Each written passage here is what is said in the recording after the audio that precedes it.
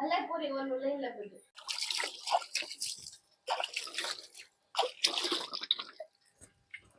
મિત્રો, કેમ છો બધા મજામાં? તો સૌને રામ રામ ને સીતારામ. તો મિત્રો આવતીકાલે દિવાસો છે. દિવાસો એટલે અષાઢ મહિનાનો છેલ્લો દિવસ અમાસ, અને શ્રાવણ મહિનો બેસે એને આપણે દિવાસો કહીએ. દિવાસામાં બહેનોનો વ્રત હોય, જાગરણ હોય. પછી દિવાસાને દિવસે દશામાનું વ્રત લેવામાં આવે. એટલે દશામાનું વ્રત લેવા માટે બહેનો છે એ દશામાનું વ્રત કરે. વ્રત કરે એટલે દશામાની હાંડળી નો પધરામણી કરે. કારણ કે ઘરની અંદર દશામાનું પૂજન કરે, હાંડળી બનાવે ગારાની, અને એની ઉપર દશામાને બેસાડે. પછી દશામાને અબીલ કંકુ અને ગુલાલ અને ફૂલ ચડાવીને એનું કાયમને માટે પૂજન કરે. ને પછી દશામાની વાર્તા કે એમ 10 દિવસ સુધી એકટાણા કરીને દશામાનું વ્રત કરતી હોય છે. તો ઈ બહેનો દર વર્ષે અમારી શેરીની 2-3 બહેનો અમારા ઘરના પણ દશામાનું વ્રત લેતા હોય. એના માટે હાંડળી બનાવવાની છે આજ આપણે. તો આજે એક જ હાંડળી આપણે બનાવવાની છે. નકર દર વર્ષે તો મારે 2, 4, 5 હાંડળીઓ બનાવી દેતો હું. તો ઈ હાંડળી ગારાની કેવી રીતે બને ઈ તમને આજે બતાડવાનું છે. તો મિત્રો જોતા રહેજો મારો પહેલેથી છેલ્લે સુધી તમે વિડીયો, તમને મજા આવશે. અને આ ગારાના રમકડા મેં નાનેથી જ બનાવતા. હું નાનો હતો ને ત્યારથી હાથી, બળદ ને ઘોડા ને ગાયું, ભેંસું, ટ્રેક્ટર ને ખટારા ને આવું બધું મેં ગારાના બનાવતા. કબૂલા એટલે આપણી બાળપણની યાદ આવી જાય. તો આપણે શરૂઆત કરીએ હાંડળી બનાવવાની. તો જો મિત્રો આ રીતે આ માટી છે. હવે આ પાટિયું છે. અને છે ને મિત્રો આ થોડો કઠણ ગારો છે. એટલે આને આપણે થોડુંક પાણી નાખીને આવી રીતે થોડોક પેલા આપણે બનાવીશું હાંડળીનું પેટ. તો આ પેલો ગારો આપણો તૈયાર.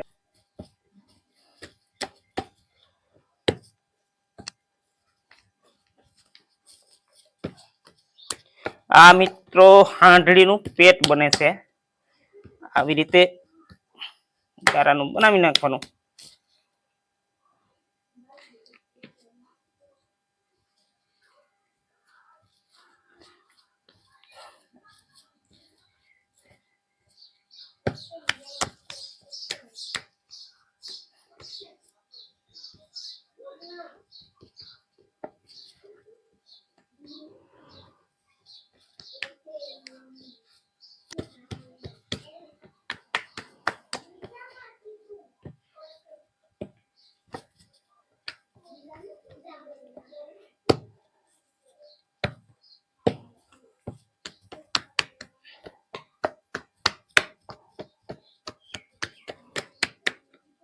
જો મિત્રો આવી રીતે કઈક આ હાંડિયાની કોઈટ હોય આવી રીતે.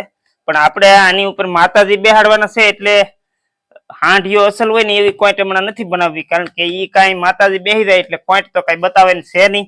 અને માતાજીને પછી આપણે સુંદરી ઓઢાડી દેવાની થાય. એટલે આવી રીતે તો આ આમ રીતે. અને આની નીચે આપણે પગ પાછા ગોઠવવાના છે. અહીંયા ડોકું ગોઠવવાનું છે. અહીંયા માતાજીને બેસાડવાના છે. અહીંયા પૂંછડી કરવી પડશે. નીચે 4 પગ. તો હવે મિત્રો આ આવી રીતે આ એનું આખું પેટ બની ગયું આ હાંડિયાનું. હાલો મિત્રો આ છે ને હવે પગ બનાવવાનું ચાલુ કર્યું આપણે. આવી રીતે પેલા 4 પગ બનાવી નાખવાના. આપણે પેલા માપ લઈ લઈએ. આ જે મોટો પગ પડશે પણ આપણે નાના નાના આવા 4 પગ બનાવી નાખવાના.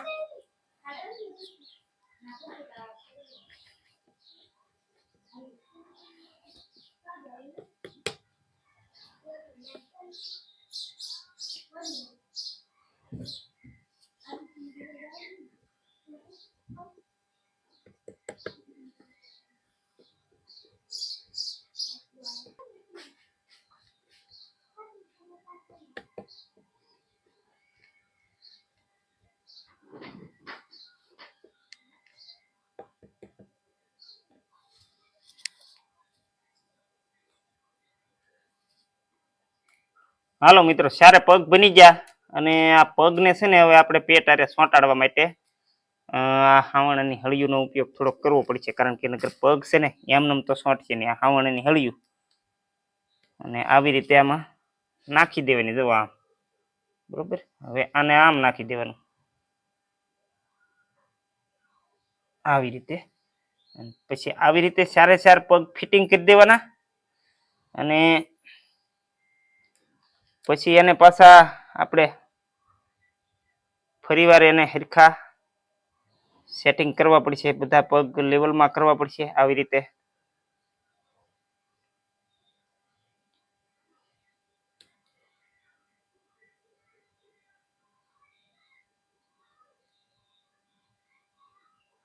આમાં મિત્રો લાંબા ટૂંકી પગ હોય ને એ પછી હરખા કરી નાખવાના, હરખા થઈ જશે.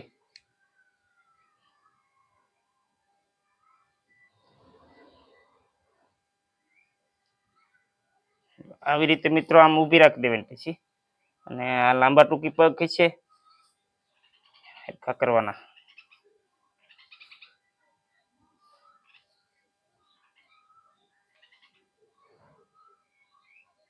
આ 4 પગ મિત્રો આંધળીના બની ગયા. અને હવે આપણે એનું ડોકું બનાવવાનું છે, પૂંછડી બનાવવાની છે, પછી પેટ હરખું કરવાનું છે. હવે છે ને મિત્રો આ બધું પેટ હરખું કરવાનું. આમ આ સ્વારસ હોય ને એમાંથી આવી રીતે પેટ કરી નાખવાનું આંધળીનું. અને આ ટાંટિયા છે પગ એના, એ થોડીક માટીથી પાછા આમ ફિટિંગ હરખા રહે એ હાટું આવી રીતે માટી નો સપોર્ટ આપવાનો આમ, અને નોખા ન પડી જાય એ માટેથી આપણે આવી રીતે કરતું જવાનું.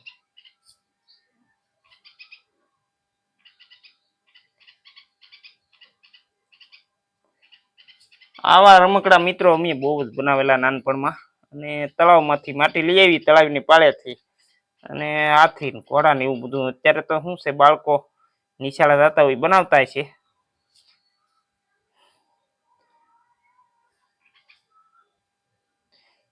આ હાંડળીની પૂજા કરવાની છે મિત્રો 10 દિવસ.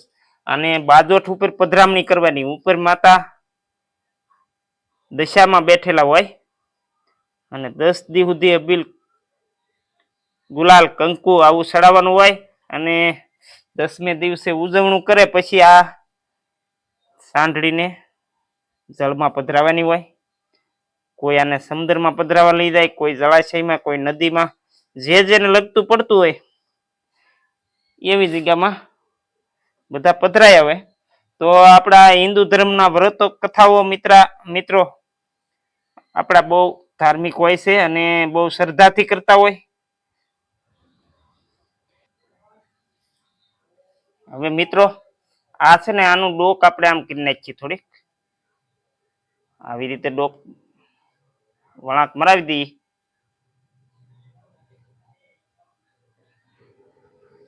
આ રીતે વળાંક મારી દે ને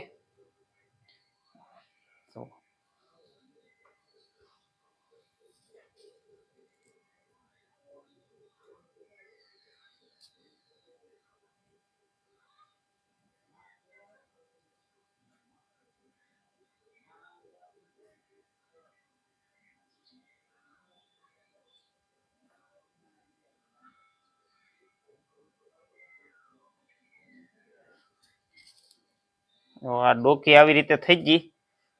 અને હજી આને થોડુંક વળાંક તો મારીએ આપણે. હજી થોડીક આ નીચી છે.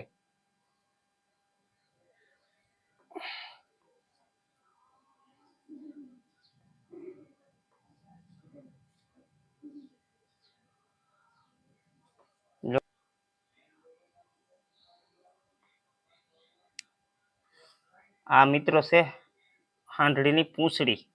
અને આવી રીતે આપણે કરી નાખવાની. આવું નાનું પૂંછડું જ હોય છે. અને આને ઊંટ કહીએ આપણે, ઊંટ અથવા હાંઢિયો હાદી ભાષામાં. અને આ માતાજીની હોય એટલે હાંડળી કહેવામાં આવે આને. આવી રીતે આ પૂંછડું બની ગયું રેડી. હવે અહીંયા મિત્રો આ ડોક આપણે ટાંકવાની છે. તો હવે ડોક બનાવી એ તમે જોજો. જો આ તમારી સમક્ષ આપણે થોડીક આને માલિશ કરી નાખીએ પાણીનું. એટલે આ તો બધું મિત્રો ઢકાઈ રહે સુંદડીથી, પણ આ તો આ બનાવટ આવી કરવી પડે આપણે.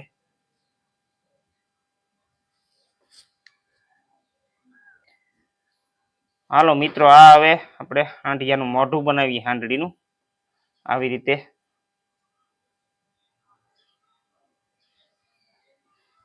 માપ લઈ લઈએ. બરોબર છે ને?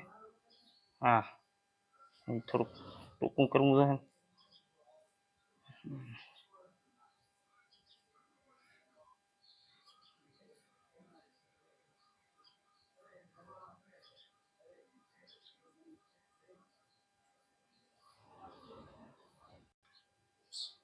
હાલો મિત્રો, આ ડોકું બની ગયું અને હવે આપણે છે ને આમાં હળી નાખી અને આ ડોકું ફિટ કરી દઈએ.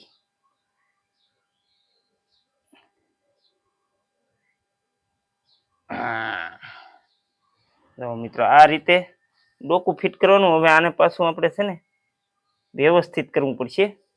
એટલે આવી રીતે કરી નાખવાનું. પછી આપણે કાન ટાંકવા પડશે.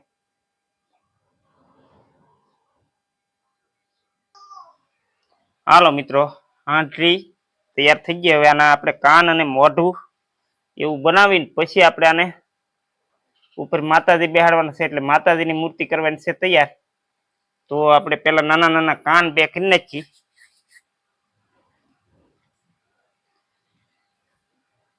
આવી રીતે મિત્રો, આ કાન હોય, આ કાન ચોંટાડ્યા અને આની નીચે આપણે આંખું પાછી ચોંટાડવાની છે.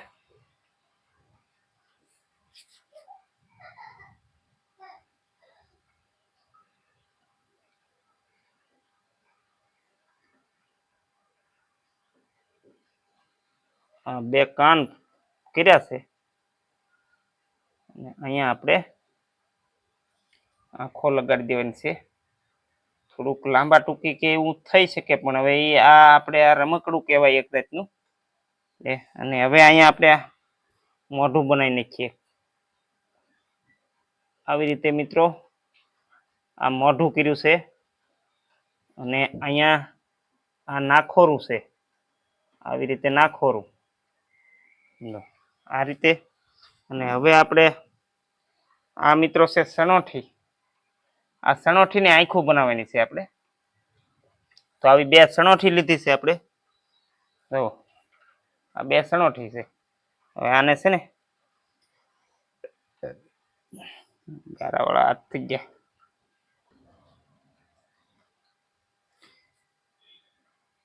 હાલો મિત્રો, આંખું પણ લગાડી દીધી બે બાજુ, અહીંયા અને અહીંયા.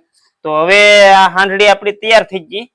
હવે આની ઉપર આપણે દશામાને બેહાડવાના છે. તો આ હાંડડીને આપણે થોડી વાર વાહરવા અહીંયા મૂકી દઈએ. અને હવે આપણે દશામાની મૂર્તિ બનાવવાની છે.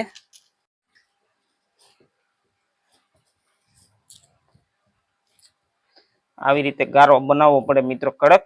એટલે જો કે આવવાની અત્યારે વરસાદની મોસમ છે અને બહુ તડકાને એવું ન હોય એટલે આ ફાટે નહીં, નકર ફાટી જાય.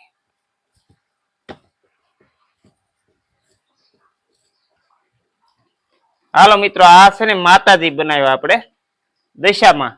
આને જે સુંદડી ને એવું ઓઢાડશું ને તો એની મૂર્તિ ગારાની તો આવે જ બને મિત્રો. કઈ આપણી પાસે ફરમો તો નથી. એટલે આને જો આવી રીતે હાંડડી ઉપર પ્રસ્થાપિત કરવાના છે. આમ બેસાડી દેવાના મિત્રો. જો આમ આપણે બેસાડી અને આને હજી લેવલ કરવું જોઈએ, પણ અહીંયા હળી નાખવી પડશે ને પછી પાછું આમ સરખા લેવલમાં કરીને પછી આપણે સુંદરી ઓઢાડીએ. એ તમને હમણાં બતાવી. જો આવી રીતે બેહાડવાના છે. હાલો મિત્રો, છે ને આપણે માતાજીને બેસાડી દીધા છે હાંડડીની માથે. હવે માતાજીને આપણે આ આમ ઉઘાડા છે. એટલે આ તો આપણે ગારાના તો આવા જ હોય મિત્રો. આપણી પાસે કઈ ફરમો તો નથી એટલે આ ગારાના આને પધરાવી દેવાનો હોય.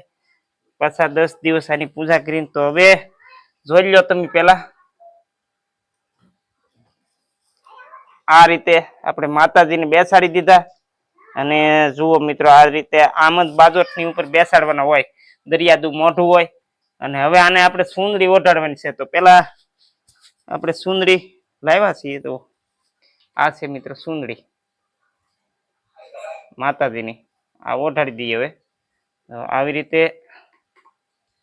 આમ આપણે માતાજીને ઓઢાડી દઈશું એટલે આપણે અસલ બની જાય. તો પેલા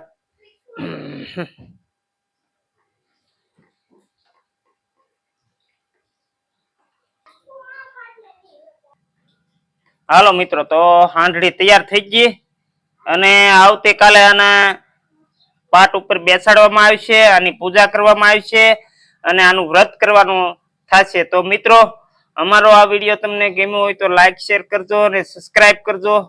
તો હાલો મિત્રો, દશામાં જેવા વ્રત કરવા વાળાને ફળે એવા અમને પણ ફળદો, આ હાંડડી બનાવનારને પણ ફળદો મિત્રો. તો અમારો વિડીયો તમે પહેલેથી છેલ્લે સુધી જોજો, મજા આવશે દશામાની હાંડડી આવી રીતે કરવાની.